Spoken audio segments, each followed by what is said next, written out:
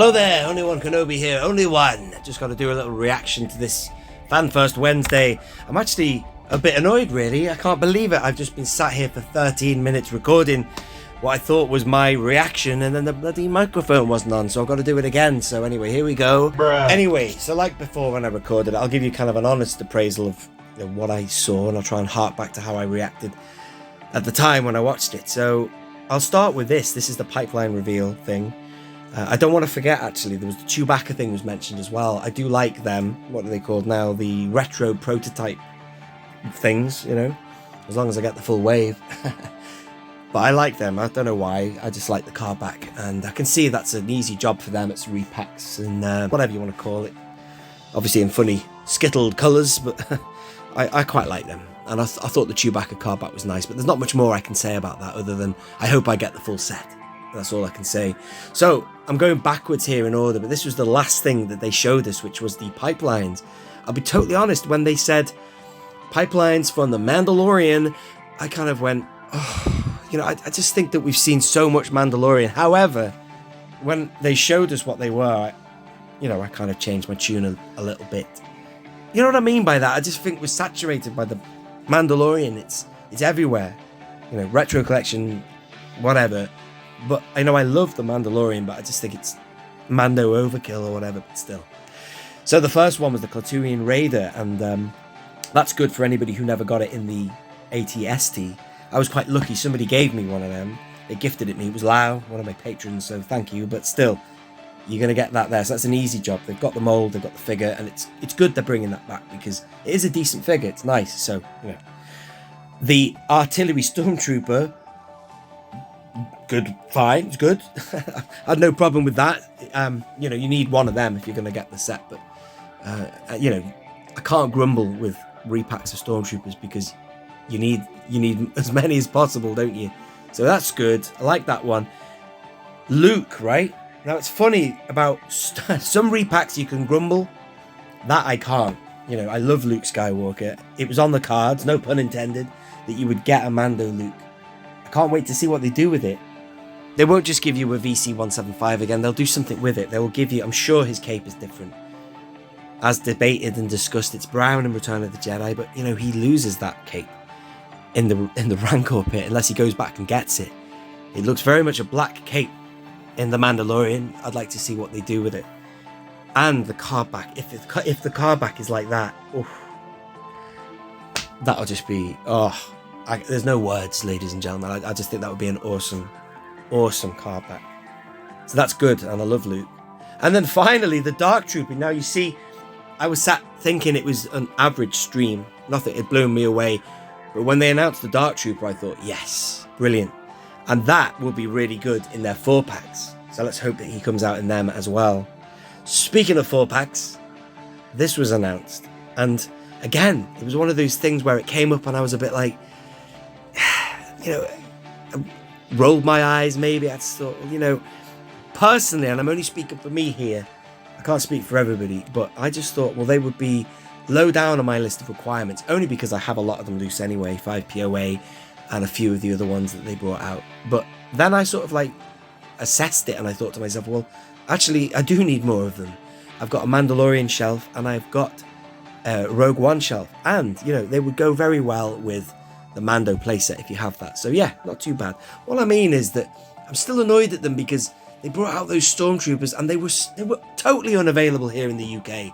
I kept getting Americans messaging me saying, they're on Hasbro Pulse, go, go, go, go. But they weren't. They were on Hasbro Pulse in America. Over here, they sold out a pre-order right away. Unless you were a Pulse member, you never got them. And they never came back. So that was bad. And they were the ultimate choice for me in these 4-packs. And then we have these other images here. These are screen grabs I got from, Instagram earlier. Arc Trooper Jesse. All I can say about this is it's a wonderful figure. I have him loose. I got the special action figure set a long time ago now. But this has to be done on VC 188. In fact, I dropped that comment on the live stream earlier.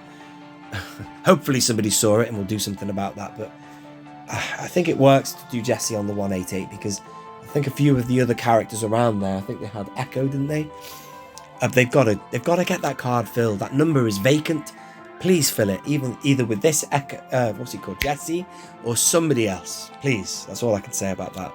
Card back wise, quite animated looking, isn't it? But the figure is great. I love these. I love those three. They're brilliant. Really good.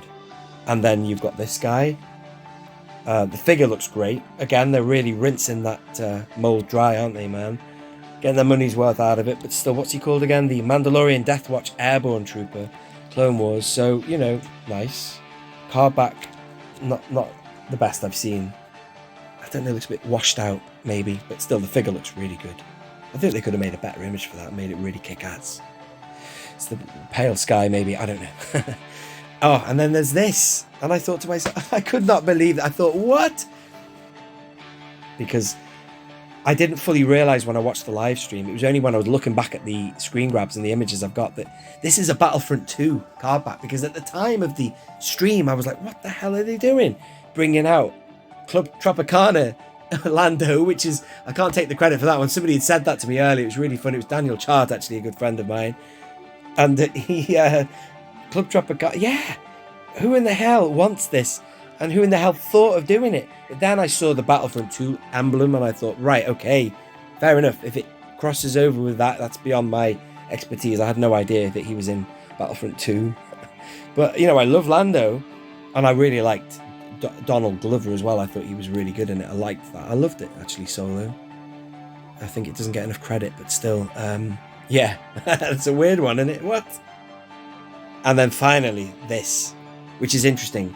I didn't hear her say in the live stream, but she did mention the fact that this will not be the last time you'll see this. So obviously they're going to bring out either the rest of the band in a 4-pack, because there are 5 of them. However, no, actually there's 7 in the whole band.